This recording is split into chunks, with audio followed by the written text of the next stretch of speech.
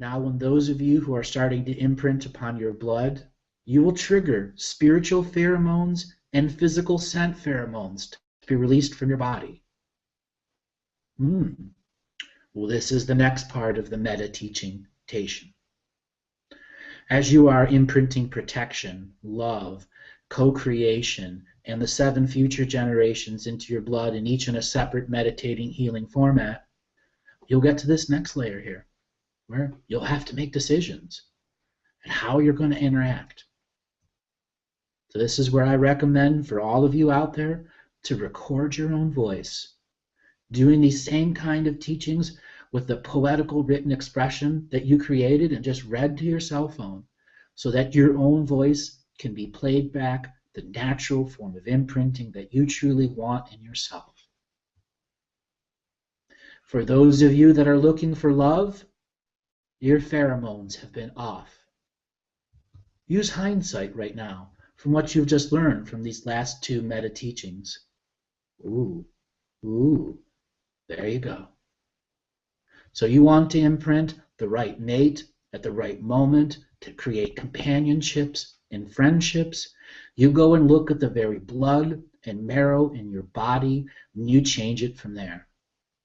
You may discover that this is one of the hardest things for you to do, because this is called bulldozer healing, where you're going at the center and core of the loneliness and making sure that the very blood that's in your body is constantly saying, you are never alone, you are never alone, here's this, here's this, here's this, until finally the parasympathetic lets down, more of the soul comes in, and you go forth with the proper spiritual pheromones and physical pheromones that attract the synchronicities to bring to you the right and perfect companion.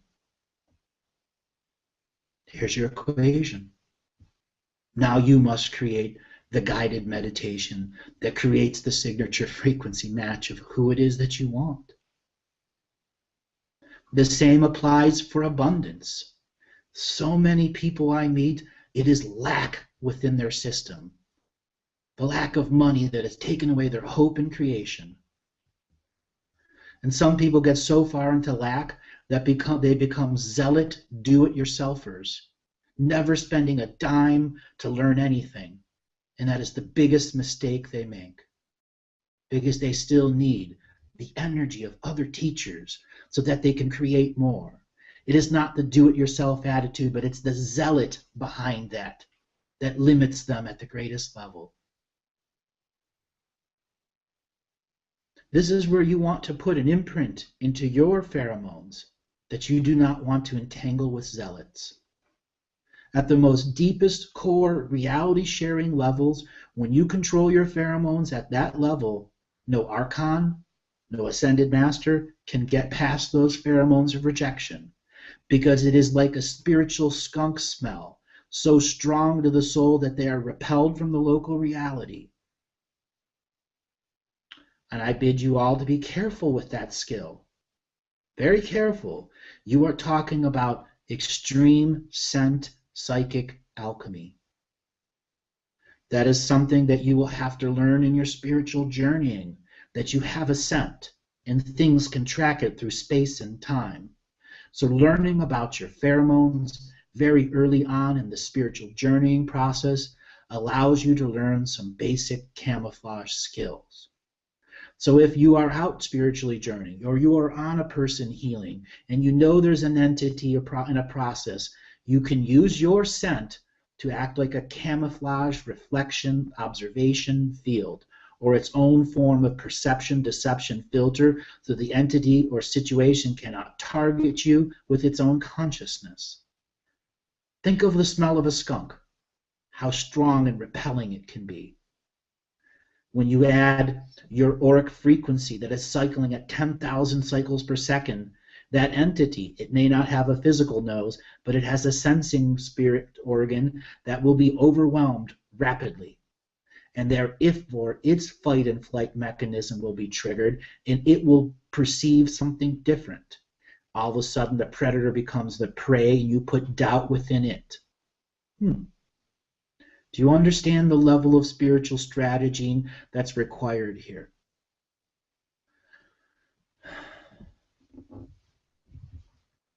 Focus. Relax. Don't let this overwhelm you. You can go back and listen to it again.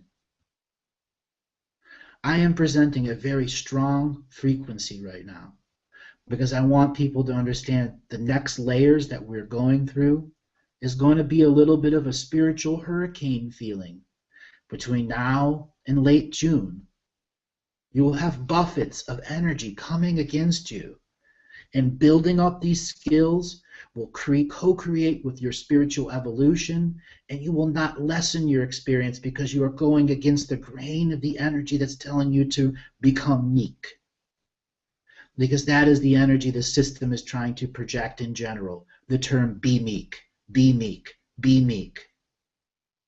It is reduced to that lowest common denominator because it knows that we are the chocolate souffle in the oven right now. And it's been baking us for a while. And if it opens that oven too early, floosh, the chocolate souffle ascends. And they get nothing. But you are the chocolate souffle, and you can say when you're done, and you can prevent them from opening the door. You can do all that. You're in your individual oven of life. So focus for a minute. Allow some of these teachings to come in so that we can work on our pheromones. Okay? Physical pheromone first. The scent our body creates. I would like all of you over the next couple weeks who are going to do any kind of scent training to grab a paper towel or a little piece of toilet paper, get some energy from under your armpit, your crotch, your feet, and put it in a little plastic bag. This is alchemy. You will eventually be throwing these away, but you are going to be looking for a scent change. So the first thing I want you to think, you've empowered your blood, and now you're going to directly work on the pheromones. This is the liquid in our body that is going to be excreted through our sweat glands, through our saliva glands, through the creation of mucus, the creation of wax in our ears, and the very edges of our follicles of hair that are making brand new material. There is where our scents come out of. Our entire dermis is a scent excreting process also. All those little pits and holes, everything that's in your body is your dermis.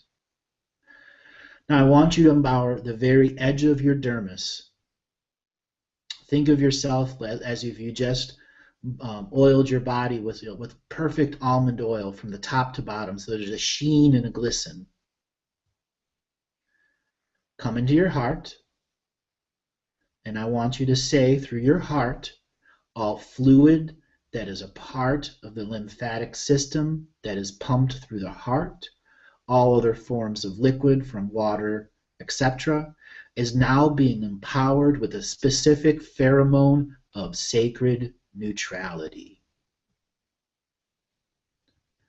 Each and every molecule of liquid that's in my body is now emanating sacred neutrality. It is emanating sovereign sacred neutrality.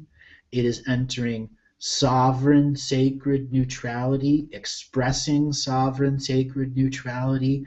It is sacred neutrality. See every piece of aspect of your dermis emitting a smell, a color of sacred neutrality. Your heart is the creation of the essence of sacred neutrality. Your heart is now a spiritual distilling machine. It is distilling the liquid to create the pheromone of sacred neutrality through the mechanical spiritual process of the dermis interreacting with this light-based reality.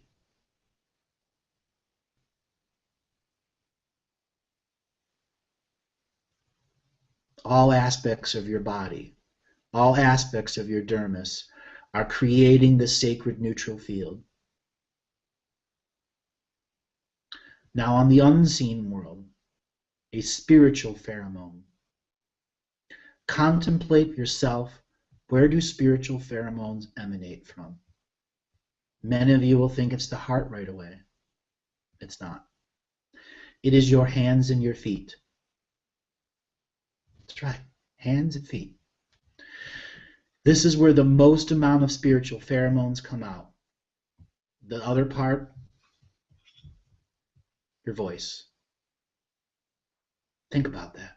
Hands and feet and voice are the biggest expressors of spiritual pheromones. So if you see people talking with their hands, they are stuck in a spiritual pheromone process, or using a spiritual pheromone process to enhance their reality communication. So your spiritual pheromones is where you want to deprogram shared reality rules. You are uploading natural, sovereign, sacred incarnation rules. You are removing the reincarnation system from your pheromones so that it can no longer spiritually attract synchronicities that are in the reincarnation grid. Oh, that's right. Synchronicities happen on both sides, incarnation and reincarnation. And you can be an incarnator, and somebody else can go, I'm going to use my pheromones to bring this teaching to you. You can deny that teaching coming to you at the very foundation of your psychic pheromones. You are removing the reincarnation psychic pheromone grid from your very essence of who you are. And you are imprinting sacred neutrality and incarnating exchange of zero balance only. You hold no debt for anyone, and no one holds your power at all. It is your responsibility to deal with your own spiritual bank accounts. And our pheromone systems is the accounts payable and receivable system. Think of that. Accounts payable and receivable. That is how the system functions with the core you and shared reality rules. This is where you can remove so much of its power when you do the blood work and do the pheromone work at the most fundamental layers, just like a piano with 88 keys, sharps and flats. All of your pheromones need all of your spiritual wisdom and knowledge put into it. This is where you have to begin to sum up what the hell you've learned in the years of your life, so that your pheromones do not instill a mistake before it's happened. This is why so many people get confused with what fate and destiny is. Because you're expressing something that's making a signature frequency match for you. Let that settle in. The biggest teaching that people ask for is, how do I stop getting this chaos coming to me? Here's your answer at the pheromone level. When I created the contract revocations, it was so our out loud body took control. And yes, many people were able to take over their pheromone expression through sovereign expression of those contract revocations. This is now the surgical expression, where you are the learned, illuminated, ascending being that you are now, with the responsibility of knowledge to imprint and impress your own belief system into yourself, to deprogram the shared reality rules. How long does this take? A few hours a week and some creativity. I ask you to challenge yourself to figure out how you can empower every part of your blood, every part of your pheromonic frequencies, your 7 future generations, your 7 past generations, so that the mighty I am self in the now can do even greater things, that it isn't limited by the chains of spiritual debt holding you to a wall of expression.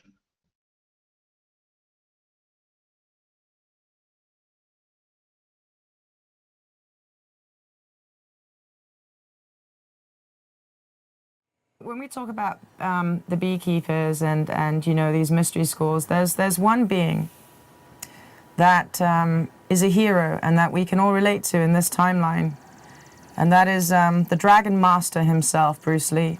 Mm-hmm. Growing up in Hong Kong, and there's a lot for me behind Bruce Lee and what he means for me, in my opinion, of humanity. And We did cover this. We covered this in the Dragon Masters. Can you elaborate on that? Yes, in the Dragon Masters as well as the Dragons was the first part where we brought up what Bruce Lee was as a being and the time and frame that he came into. He came into a DNA skin suit with the light body frequencies where before previous to that lifetimes, he had a universal soul code into them. Yeah. So you were able to put a person on mass television in the United States in a DNA skin suit and light body that created a special kind of karma. Because the dragon soul that was in him and the part of the dragon families that he had been a part of were direct manifesting through him to create great change between East and West. Yes. In this innate spiritual DNA pheromone came out, where people instantly recognized him as a grand teacher. How many kids do you hear that just do the Bruce Lee? Whoa, they all do it. They cannot help it. Ooh, I've got chills. Ooh, they just even cannot talking help about it. him. Yeah. That is how powerful that psychic pheromone was coming out in the 60s, 70s, and 80s, Very where his powerful. music, his movies made the greatest impact. Now, we also go into the Dragon Master further, and Andrew reads the records on what happened. What happened how to he him, died, how and he why died, they what, did it. what the Akashic experience as an observer was from Yes. the planetary perspective, what his family lineage had gone through, to be able to manifest a being of the now with that dragon energy would have a great future at him where he'd have to make sovereign individual choices to express himself as the sovereign individual being or as a member of a dragon family. Because at that moment of time, Bruce Lee was the apex. There was no other human on this planet that could ever in any way, energetically or otherwise, conquer this being. He was that powerful. And as far as the system was concerned, that computer, he had to go. He had to go. It determined him as a threat. It in determined many him as a dimension, time streams, galaxies, and universes. Yes. Because his light bodies, in unawareness to him, were doing things of great, great harm to the system just by allowing him to be on screen in the Green Green Hornet series. That's so true, because he had the one of those strands, the pheromone ability, right? The ability to make people go, oh my God, reality is challenged on camera. Yes. I mean, they couldn't even find cameras fast enough at that time to capture his movements. Couldn't Let alone do it. have the camera techniques to learn how to film them properly. Yeah. If you had modern filming technique with an individual like that, the rules of reality would be broken instantly. Instantly. And now they use technology to try and mimic what Bruce Lee had naturally. That's a really pause for thought right there. That's right. We do have those beings out there these days, but these beings are... greatly hindered by their initial programming. Yeah, greatly hindered by the initial programming, and if they do make it, they are doing it in a more subtle response now with the people rather than in such a blatant way. Why? Because there's just too much resistance otherwise, isn't there? Correct. Yeah. So a little something else on Bruce Lee. The family, the lineage itself was a very long protected lineage. And it goes back many millions of years, and it actually relates to Genghis Khan in a different perspective, though. Genghis Khan was one of the original beings who by Earth's rule, was going to unite all of the disunity realities of all the different conquerors who were trying to conquer individual bubbles of reality, so that a force of military can be sent off-world to retrieve people. Genghis Khan had very similar DNA pheromones as Bruce Lee, but his perspective was to gather conscripts voluntarily from all over of Earth dimensions and realms to begin retrieving negative beings or positive beings that had created karma in some other world that directly affected us. Bruce Lee's purpose was different, was to unify everyone that had already had that dragon army triad experience into this internal mystery of the self that could be revealed through self-expression, through self-athletic exercise, that had all of the dragon family techniques embedded into the Jeet Kune Do teachings. And he also knew about the electricity of the body. Yes. I mean, this guy knew so much about his own body and its training. And, when you mentioned Genghis Khan, Brandon's not around anymore. He passed as well, Bruce's son. But when I had the experience of, Being in the movie with him. When you mentioned Genghis Khan, it was really interesting because Brandon had that he had That chin. yeah, he had that whole setup. And when you just mentioned Genghis Khan just now, I'm remembering those moments, and I'm thinking, yes, that's right. Okay, and I said in the Dragon Masters series, all yes. about Brandon also, who was essentially the big stab in the back of the rest of the clans that killed off Bruce. Yeah. Because it made a greater mourning, it made him even a greater martyr that would wake even more people up. That's right, and it did. It did indeed. I had a lot of my friends coming to me. They said, "You're kind of, different. What's your take on all of this?" Especially because of the involvement. And it was really hard to describe, because for me, I was very happy that it got revisited again, but I was very sad because it felt like I'd lost another brother. Right. I was again alone. A brother in arms who, Yeah. through the power of television and movies, could have changed this world for massive positiveness. Absolutely, Okay? absolutely. If he had just been alive to survive past the one movie called The Crow. Yeah, called The Crow. And the irony of it all, The Crow, really. and the teaching of the Crow, the sacred universal law being obeyed. Sacred universal law being obeyed. And you see, when you start to see all the metaphors of how they did it, because That's right. indeed everything is frequency. And metaphors Yes. of understandings. And metaphors of understandings that then create specific equations. But sometimes, like chess, when you're making all those moves, you have all those variants of what's going to happen, because the game in itself is very, very multidimensional, based upon hierarchical order. Don't like that at all, but understand the game enough to use that as a metaphor. Right. A metaphor where you ultimately learn that the game of chess is to sacrifice pieces in a moment to win a game in an end. Exactly, to sacrifice pieces, which then gives the belief that collateral damage is okay. Collateral damage is never okay. That's right. Ever. That's why the common moral code of do no harm to any sentient No harm, kind. ever.